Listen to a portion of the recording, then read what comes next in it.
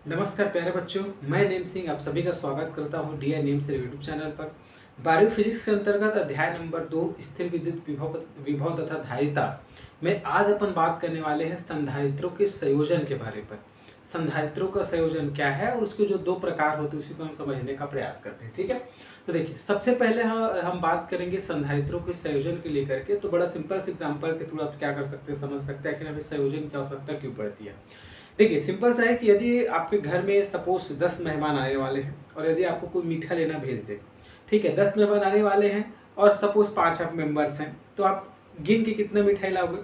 ठीक है, 15 पीस आपको चाहिए, तो आप 15 पीस लेकर आओगे। लेकिन सपोज यदि वह मेहमानों की संख्या डबल हो गई तो आप क्या करते हो, उस कंडीशन में मिठाई को हाफ कर देते हो और हाफ करने के बाद क्या कर देते हो, सर्व कर देते हो।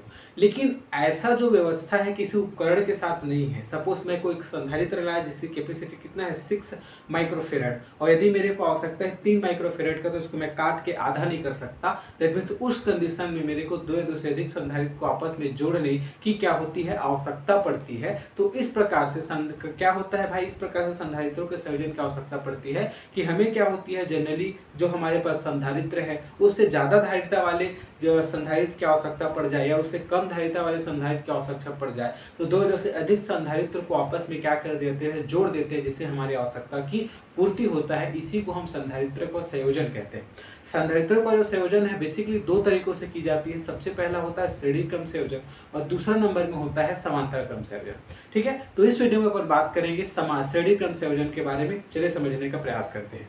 तो देखिए किसी भी संयोजन का पढ़ने का तरीका अपने पास ये रहेगा कि हम सबसे पहले जो है संयोजन का परिपथ बनाएंगे। परिपथ के अकॉर्डिंग इस संयोजन की हम परिभाषा लिखेंगे।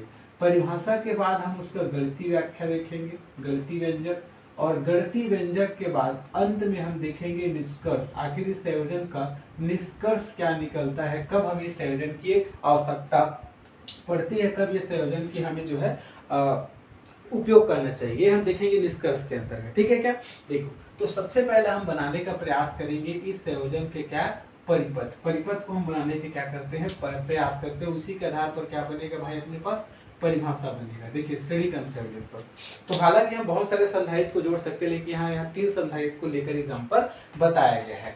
ठीक है, तो मेरे पास सपोज ये 3 संधारित्र है। ठीक है क्या, ये उनकी प्लेटें डिफाइन किया गया, एकदम पैरेलल बनाएगा। ठीक है, 3 संधारित्र है और उनके प्लेटें आपको दिख रहा होगा ये। ठीक है, तो पहला संधारित्र है, मैंने इसकी मान ली धारिता C1 है, ये दूसरा है और अपने पास क्या है तीसरा। इसमें इसकी धारिता क्या मान लेता हूँ, C1, C2 और C3 है कम सा। ठीक है, तो जब संयोजन में पहले संधारित्र के दूसरे प्लेट को दूसरे संधारित्र के पहले प्लेट के साथ और दूसरे संधारित्र के दूसरे प्लेट को तीसरे संधारित्र के पहले प्लेट के साथ जोड़ा जाता है और अंतिम संधारित्र के दूसरे प्लेट को पृथ्वीकृत कर दिया जाए और पहले संधारित्र के पहले प्लेट को कुछ आवेश दिया जाए, तो इस संयोजन को हम श्रेणी क्रम संयोजन के नाम से जानते हैं। तो यही अपने को क्या लिखना है, यहाँ पर परिभाषा में लिखना है।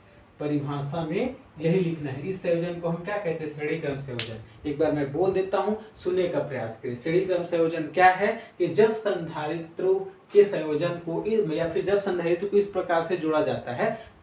ठीक है, तो हम परिभाषा बता रहे हैं किसका, संधारित्रों के श्रेणी क्रम संयोजन का, कि जब संयोजन में पहले संधारित्र के दूसरे प्लेट को दूसरे संधारित्र के पहले प्लेट के साथ तथा दूसरे संधारित्र के दूसरे प्लेट को तीसरे संधारित्र के पहले प्लेट के साथ जोड़ा जाता है और इसी प्रकार जो है क्रम को आगे रखा जाता है। पॉइंट नंबर सेकेंड, तथा अंतिम संधारित्र के दूसरे प्लेट को पृथ्वीकृत कर दिया जाता है तथा पहले संधारित्र के पहले प्लेट को कुछ आवेश दिया जाता है, तो इस संयोजन को हम श्रेणी क्रम संयोजन के नाम से जानते हैं। ठीक है क्या, यहाँ पर परिभाषा में लिखेंगे।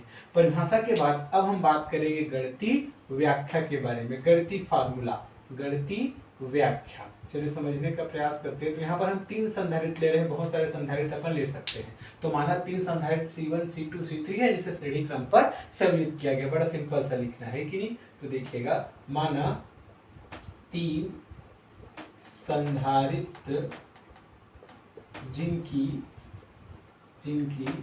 धारिता क्रमशः क्या है, पहला का C1, दूसरे का C2 व तीसरे का C3 है। श्रेणी क्रम में संयोजित है, श्रेणी क्रम में संयोजित है। श्रेणी क्रम में जुड़े हुए मतलब परिभाषा में आ गया, पहले प्लेट को हम कुछ आवेश दे और अंतिम प्लेट का क्या है, दूसरा जो प्लेट अंतिम संधारित्र का दूसरा प्लेट क्या है, पृथ्वीकृत है। ठीक है क्या।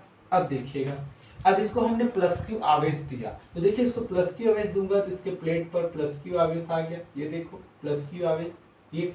अब विद्युत चुंबकीय प्रेरण की घटना होगी जिसके कारण इस वाले भाग पर नेगेटिव चार्ज आएगा और इस वाले भाग पर पॉजिटिव चार्ज, और ये पॉजिटिव चार्ज इस कनेक्शन से होते हुए कौन से प्लेट पर आ जाएगा, इस प्लेट पर। अब इस प्लेट पर जैसे आएगा फिर इसमें विद्युत चुंबकीय प्रेरण की घटना होगी जिसके कारण ये वाला पॉइंट क्या हो जाएगा, ये वाला प्लेट निगेटिव और प्लेट का ये वाला भाग पॉजिटिव, पुनः ये कनेक्शन के थ्रू इस पॉइंट पर आएगा या फिर इस प्लेट पर, तो इस ये प्लेट क्या हो जाएगा, पॉजिटिव। अब विद्युत चुंबकीय प्रेरण की घटना होगी जिसके कारण ये निगेटिव होगा और ये क्या हो जाएगा, ये वाला पार्ट पॉजिटिव, क्योंकि पृथ्वी से जुड़ा है तो ये कहाँ चला जाएगा, पॉजिटिव चार्ज पृथ्वी में। तो देखिए ये आवेश क्यू था तो ये माइनस क्यू हो जाएगा, ये प्लस क्यू है, ठीक है, और ये माइनस क्यू है और ये प्लस क्यू है और ये क्या है अपने पास माइनस क्यू है। इस प्रकार से मैं इसकी धारिता को भी मिटा देता हूँ, नीचे लिखते हैं। ठीक है। अब देखिए इनके सिरे की इनके देखिए इनका दो सिरा अलग है, इनका दो सिरा अलग पॉइंट से कनेक्टेड है, इनका दो सिरा अलग पॉइंट से कनेक्टेड है। देखो इसके सिरे के बीच कुछ भी विभवांतर होगा उसको मैंने मान लिया V1, इसके सिरे के बीच कुछ विभवांतर होगा उसको मैंने मान लिया V2 और इसके सिरे के बीच कुछ विभवांतर होगा उसको मैंने मान लिया V3। और इसकी धारिता क्या है, C1 है, इसकी धारिता C2 है, इसकी धारिता क्या है, C3 है। ये कंडीशन में समझ आता है क्या, ये तो हमने ये दे दिया था अपने पास। तो अब क्या कर रहे हैं भाई, देखिएगा तो ये देखिएगा, तो यहाँ पर देखिएगा तीनों संधारित्र में आवेश समान है, तो स्पष्टता तीनों संधारित्र में आवेश क्या है, एक समान है, दिख रहा है आपको Q है, एक समान है। तथा अब तीनों संधारित्र की देखिए दोनों सिरे अलग अलग पॉइंट पर जुड़े होने के कारण उनके सिरों के बीच विभवांतर क्या रहेगा, अलग अलग रहेगा। तो हम उसको मान लेते हैं, माना ठीक है, माना कि तीनों संधारित्र के सिरों के बीच विभवांतर क्या है, क्रमशः पहले संधारित्र के लिए क्या है V1, दूसरे के लिए क्या है V2 और तीसरे के लिए क्या है V3 है। इस प्रकार से ठीक है क्या, तो ये समझ आया। तो देयरफॉर यदि मैं निकालूंगा पहले संधारित्र के लिए V1, V2, V3 हमें क्या कर देंगे, बारी बारी से निकालेंगे।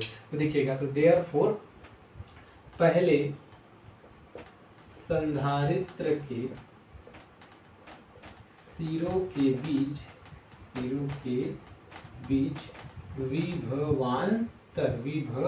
विभवांतर क्या हो जाएगा, विभवांतर इसको मैंने मान लिया V1 बराबर क्या होगा।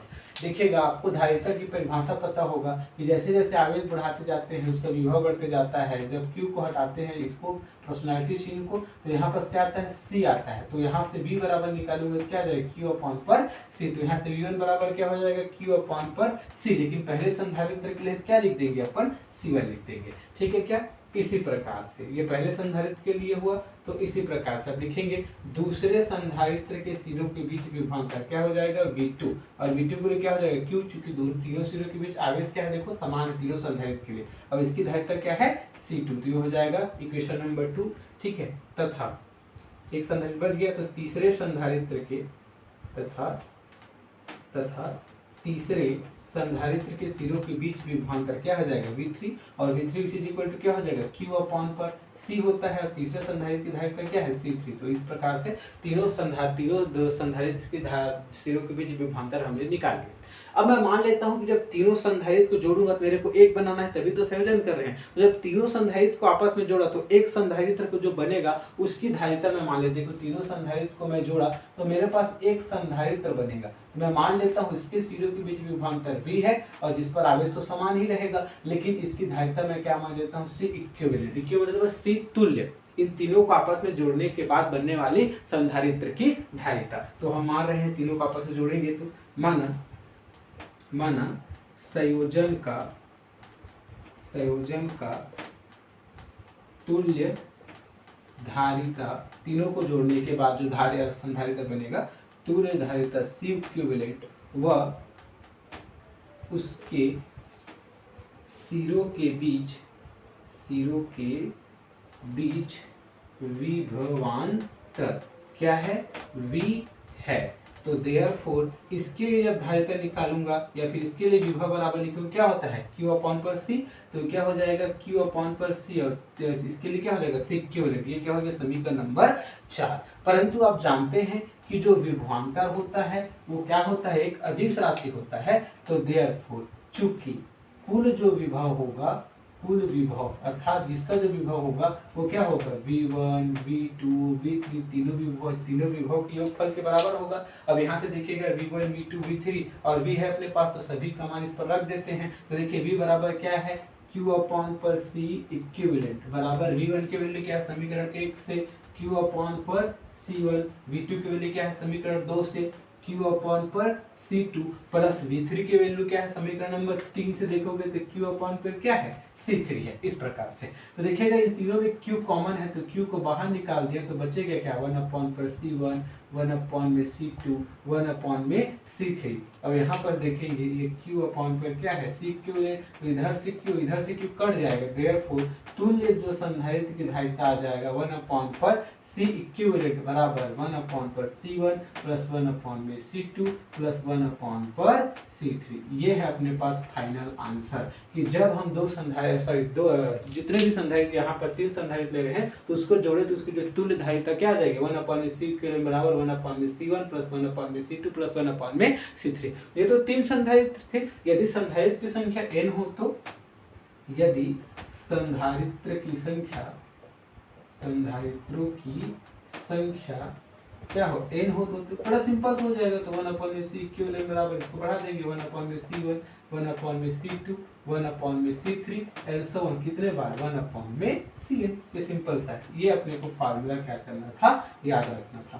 तो यहाँ से आप निष्कर्ष को लेकर बात करोगे, क्या निष्कर्ष निकल रहा है, तो आप देख पा रहे होंगे कि श्रेणी क्रम संयोजन पर जो तुल्य धारिता का वो व्युत्क्रम है वो प्रत्येक संधारित्र की धारिता के व्युत्क्रम के योगफल के बराबर है। ये अपने पास निष्कर्ष निकला। तो निष्कर्ष में आप यही लिखेंगे। निष्कर्ष में क्या लिखेंगे, इस डेरिवेशन या इस व्यंजक को देख करके क्या लिखेंगे कि श्रेणी क्रम संयोजन में तुल्य धारिता का जो व्युत्क्रम होता है वो प्रत्येक संधारित्र के धारिता के व्युत्क्रमों के योगफल के बराबर होता है। ये सिंपल से लिखना अपने पास है कि नहीं। ये यहाँ पर एक स्थिति भी एग्जाम में पूछा जाता है। ये n संधारित्र तो है, लेकिन यदि उन सभी के संधारित्र की धारिता आपस में बराबर हो तो अर्थात यदि C1 बराबर हो जाए C2 के, C3 के और बराबर Cn के और बराबर क्या ले लेता हूँ C ले लेता हूँ, तो यहाँ पुट करूंगा तो 1 अपॉन में C इक्विवेलेंट बराबर 1 अपॉन में C1 की जगह C, C2 की जगह भी C एंड Cn की जगह भी C। तो कितने बार है भाई ये n बार है, तो n बार है तो कितना हो जाएगा n अपॉन पर C। ये जुड़ जाएगा तो 1 अपॉन में C इक्विवेलेंट। ये इस प्रकार से है। तो यहाँ से आप C इक्विवेलेंट बराबर निकालोगे तो C ऊपर चला जाएगा और n नीचे। ये है बेसिकली आपको ये फार्मूला याद रखना था कि जब भी श्रेणी क्रम में हम जोड़ते हैं तो व्युत्क्रम हो जाता है, अर्थात जो तुल्य धारिता होती है वो सभी के व्युत्क्रमों के योगफल के बराबर होती है। अब व्युत्क्रम आ गया मतलब उल्टा आ गया मतलब क्या हो गया, संधारित्र की धारिता छोटा हो गया। अर्थात हम जब भी अपने को सपोज 666 माइक्रोफेरेड की 3 अपने पास संधारित्र है, यदि मेरे को उससे कम संधारित्र की धारिता वाले संधारित्र की आवश्यकता पड़ गई तो उन तीनों संधारित्र को मैं किस क्रम में जोड़ूंगा, श्रेणी क्रम में जोड़ूंगा, जिससे कि उसकी धारिता का मान क्या हो जाएगा, कम हो जाएगा। Very simple. तो ये था संधारित्र के संयोजन का पहला संयोजन, श्रेणी क्रम संयोजन। ठीक है। तो सबसे पहला परिपथ, परिपथ के बाद परिभाषा, परिभाषा के बाद द्वैती व्याख्या, ये व्यंजक याद रखना है। निष्कर्ष याद रखना है कि संधारित्रों के श्रेणी क्रम संयोजन में क्या है, संयोजन का या फिर संधारित्रों के श्रेणी क्रम संयोजन में तुल्य धारिता का व्युत्क्रम प्रत्येक संधारित्र के धारिता के व्युत्क्रमों के योगफल के बराबर होता है। निष्कर्ष में है और स्थिति में थोड़ा सा कंडीशन हो जाएगा। ठीक है प्यारे बच्चों, तो इस वीडियो के लिए इतना ही। अगले वीडियो पर बात करेंगे संधारित्रों के समांतर क्रम संयोजन के बारे में। तब तक के लिए पढ़ते रहिए, मुस्कुराते रहिए, हंसते रहिए, नोट्स भी बनाते रहिए और देखते रहिए डियर नेम से यूट्यूब चैनल। बहुत बहुत धन्यवाद।